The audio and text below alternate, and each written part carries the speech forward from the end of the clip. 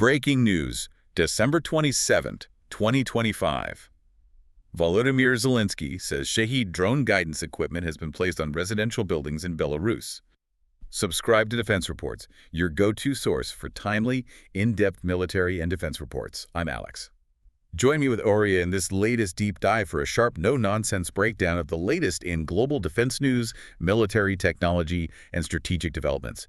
And today we're going to cover a development that fundamentally and just terrifyingly changes the risk map for Ukraine and, frankly, for Europe's eastern flank. It really does. What we've gathered from our sources, this isn't just another update on the conflict. It's a confirmation of a profound and, I think, deeply cynical violation. Violation is the right word. Intelligence is pointing to the systematic integration of civilian infrastructure in Belarus directly into Russia's long-range strike complex. This isn't just a military maneuver. This is weaponizing an entire civilian population. And that's the core of the dilemma we really need to get into today. Yeah. This is the new face of hybrid warfare, and it demands our full attention. We've identified three crucial flashpoints that really define this new threat. Right. First, you have the shocking accusation from Kyiv itself that Russia is using the rooftops of ordinary apartment blocks in Belarus to guide these munitions. Literally turning civilians into human shields. Exactly. It creates an impossible ethical and tactical challenge for Ukraine. And second, there's the massive technological escalation. I mean, these aren't the simple Shahed drones we saw a couple of years ago. Not at all. Forensic evidence confirms this new 2025 variant is equipped with some seriously sophisticated hardware. We're talking about things like the NVIDIA Jetson Orin mini computer, which enables true AI-powered visual navigation. So these drones can now hunt on their own. And finally, we have to tie this all together. How this new Belarusian corridor and this AI leap is designed for one specific purpose: to choke off Ukraine's military and economic lifeline to the west. Specifically targeting the Kyiv-Kovel railway line, the primary route for international aid. That's the one. So let's unpack this intelligence right away. Okay, let's start with what President Zelenskyy revealed after that December 26th staff meeting. The whole idea of military equipment on residential rooftops. It just feels surreal. What exactly did the intelligence detail? The intelligence revealed a very specific, and I'd say deliberate pattern. It's not random.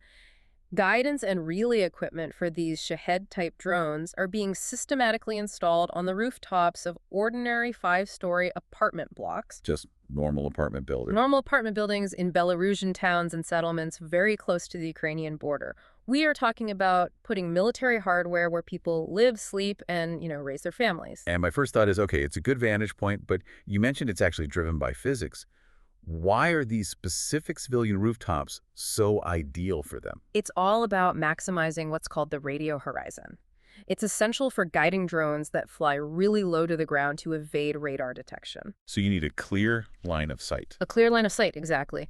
These high-gain antennas, when you place them on a rooftop, say 15 to 20 meters high, you're lifting the control station well above all the local ground, clutter trees, other buildings, topography. You're basically getting around the curvature of the earth and all that interference. Precisely. If they set up a mobile station on the ground, their effective control range for a low-flying drone might only be, say, 30 to 50 kilometers.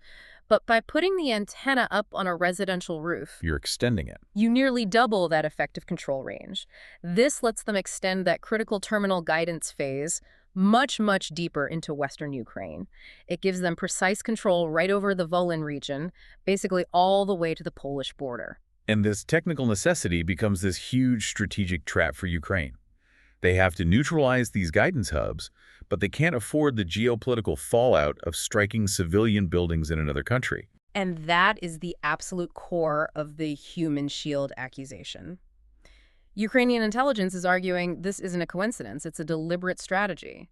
They know Kyiv faces an impossible choice. Tolerate the strikes or launch a kinetic response that risks massive civilian casualties in Belarus, which would immediately be spun for propaganda and could completely destabilize the entire region. And this is all happening while the leadership in Minsk keeps insisting they have no operational role in this. Right, and you have to look at the discrepancy there. I mean, Alexander Lukashenko insisted as recently as September 15th that Belarus had, and I quote, nothing to do with any drone incursions, even ones into NATO airspace. But the facts say otherwise. The operational reality completely contradicts him. We know for a fact those Russian drones that hit Poland on September 10th, the incident that was so serious NATO had to invoke Article 4, they came from Belarus. Oh.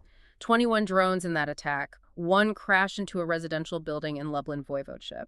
So Minsk's claims of neutrality, they're completely disconnected from what the intelligence is showing us. And that's just where they're being guided from.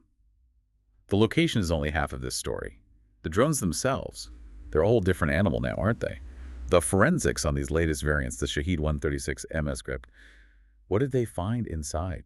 This is where it gets really worrying. This 2025 variant it's semi-autonomous now.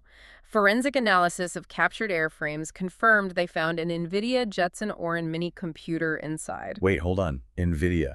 You're telling me a commercial gaming and robotics chip is now the brain of Russia's cutting-edge strategic weapon? That's exactly what I'm saying. And what it enables is true machine vision and AI integration. Before, Ukraine could rely on electronic warfare to jam or spoof the drone's GPS signals, blind them. Right, send them off for it. But with the Jetson Orin, the drone can now process video feeds from its own cameras in real time. It performs what they call visual navigation. So it's looking at the ground and comparing what it sees to preloaded satellite images. That's it, exactly. It navigates by recognizing the terrain.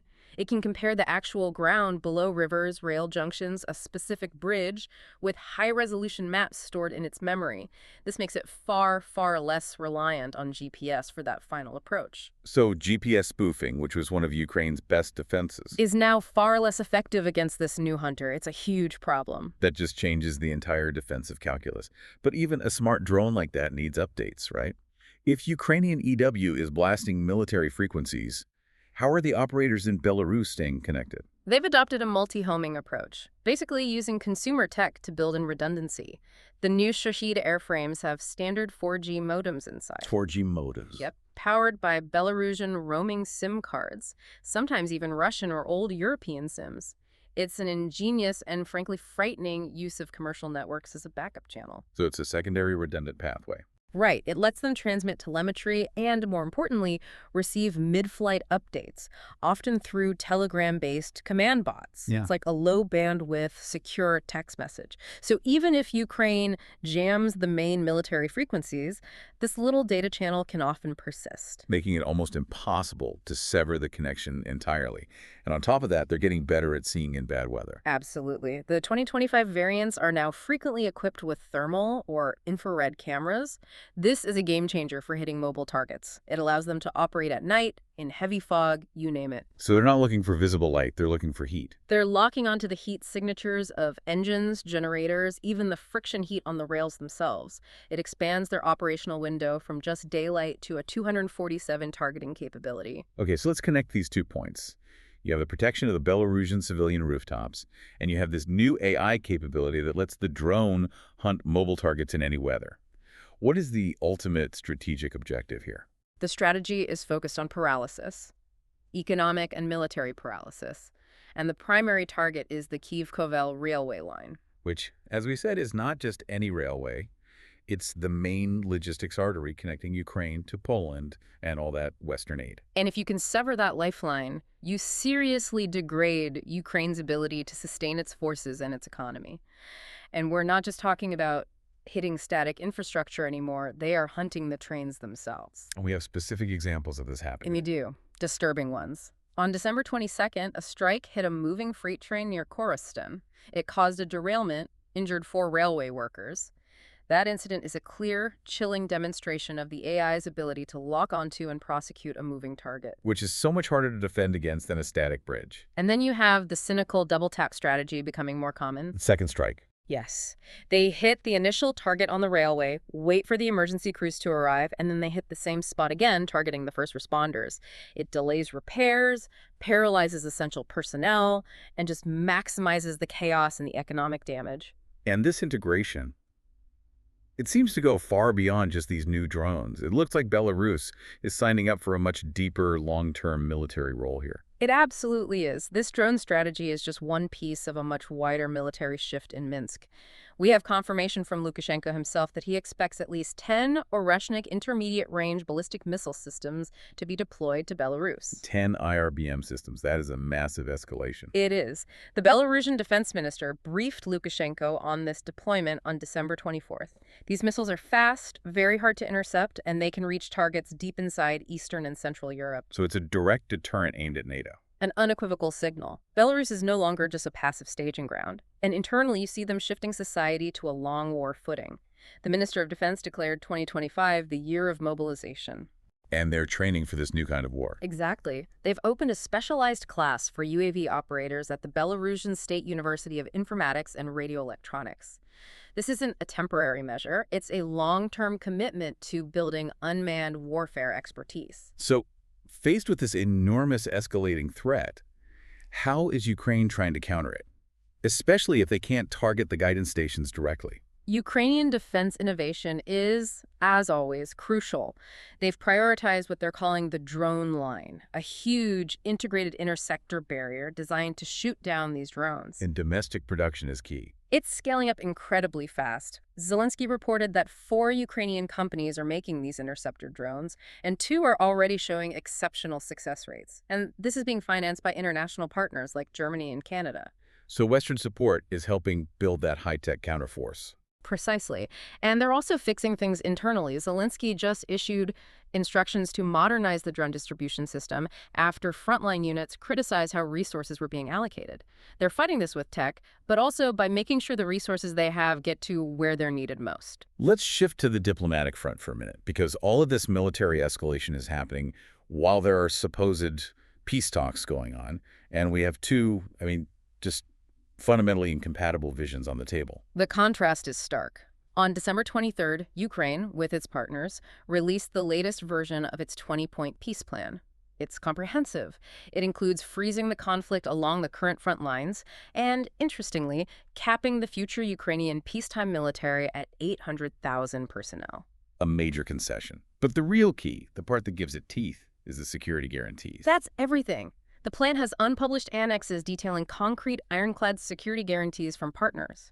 Because Ukraine's goal isn't just peace, it's preventing the next war, especially with this ready-made attack corridor from Belarus. And how has the Kremlin responded to this? With consistent and immediate rejection. They rejected a recent U.S.-proposed Christmas ceasefire. High-ranking officials have signaled they'll reject almost the entire 20-point plan. So Putin's core demands haven't changed. Not one bit. Reiterated just on December 19th. Complete withdrawal from all 4 annexed oblasts, no NATO, and demilitarization. They're demanding total victory, not negotiation. Which means, from Ukraine's perspective, a ceasefire without those guarantees isn't peace. It's just a strategic pause. A window for Russia to rearm, regroup, and prepare for the next phase of aggression. Now with integrated Belarusian infrastructure and these terrifying new AI weapons, the threat from Belarus makes a simple pause just too dangerous for Kyiv.